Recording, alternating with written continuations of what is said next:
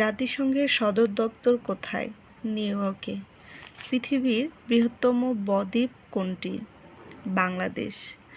বাংলাদেশের প্রশস্ততম নদী কোনটি? মেঘনা। আন্তর্জাতিক বন দিবস কোনটি? 21শে মার্চ। পচা ডিমের গন্ধের জন্য দায়ী কোনটি? Hydrogen sulphide. বৈদ্যুতিক বাতি আবিষ্কার করেন কে? Thomas Alva Edison. গ্রিনল্যান্ডের মালিকানা কোন দেশের? ডেনমার্কের।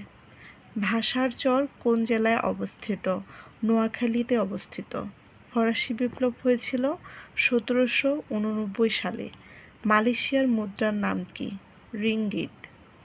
3-0 বলতে বোঝায় zero poverty, zero employment, zero net carbon emissions, সবগুলোকেই বোঝায়।